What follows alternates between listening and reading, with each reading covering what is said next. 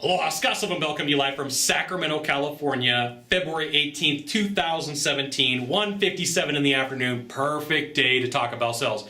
And I want to specifically talk to you about a form of sales sabotage that you may not have thought of. Now, I'm a part of a couple of different forums and sales groups on Facebook, and I see this happen quite often where somebody wants to buy something from a group and they'll go in and say, like, how do I get the best deal and get something over on the salesperson and totally, take it out on them.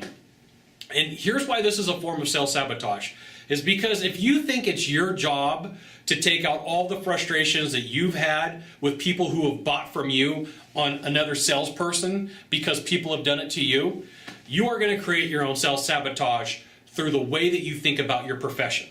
Now, if I ask you a couple of words, explain to me a couple of words about a salesperson, describe a salesperson. And I will tell you, after doing this for a long time with training, that you're going to get different answers. The pile over here is going to be like, salespeople are fantastic, they're professional, they're great at what they do, they're knowledgeable, I like them, okay? Now, the sales sabotage side is that they're scumbags, they're liars, they're cheats. It's very tough for you to hold a representation about what you do in a negative pile over here and then go out and do it.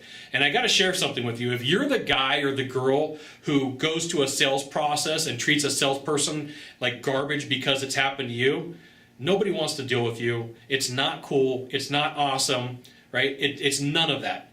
So I bought a new car 2 weeks ago, and I'm with the sales guy, and he says, "So what do you do?" And I said, "I train salespeople." And he got this look on his face like, "Oh, great. What's going to happen from here?" And so I opened up the conversation. I'm a very straightforward person. I said, when somebody tells you're a salesperson, they tell you you're a salesperson, what normally happens? He's like, "They usually treat me like crap. They usually try to take advantage of every situation." And I said, "Here's the thing, I'm going to promise you, we are going to have a good time. We are going to have a good time. You're going to give me a good deal, and I'm going to be cool with it, right? But I'm not going to go after you and try to, have you take a mini or make $100 off the deal.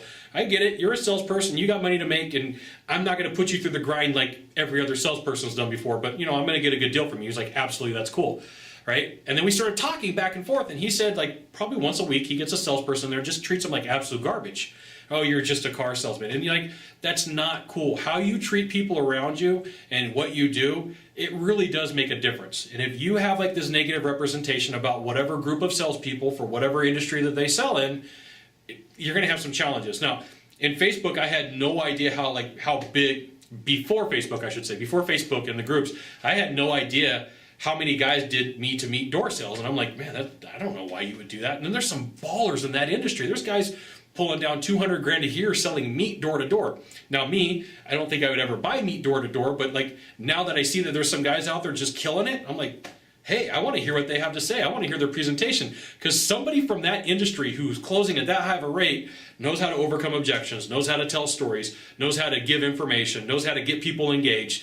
Because if somebody came and knocked on your door right now, would you buy a case of meat from them for $60? I'm thinking, why would I buy meat from you? I mean, I'm going to go to the store, right? And so I type it back and forth and overcome some objections. But it's interesting in these groups, like some group over here will say, well, you're that type of salesperson and you're not good enough. And then they hear like how much money that person makes, and they're like, oh, okay, now you're validated because you have an income.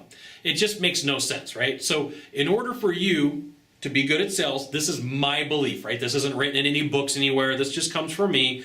You got to treat people good, right? Whatever industry they're in, whether they're selling newspapers, expensive watches, Ferraris, Lamborghinis, multi-million-dollar houses, salespeople are salespeople. There's always something cool that you can learn from them, so take care of them, right? Now, I'm not saying that you shouldn't, work on getting a good deal. I'm not saying like to be taken advantage of. I'm not saying that. But if you specifically go to a sales call for yourself with the intent and purpose of treating somebody like crap, not a good thing. Now, if you could do a small favor for me, in the box down below, leave a comment, question, or story, that'd be fantastic. To the right or to the left over in here, there's a subscribe button. You know what you got to do, you got to subscribe. And then last of all, you can send it out to all your friends via StumbleUpon, Facebook, Twitter, Google+. Why not even LinkedIn? Scott Sylvan Bell. We'll see you soon. Thanks for watching. Aloha.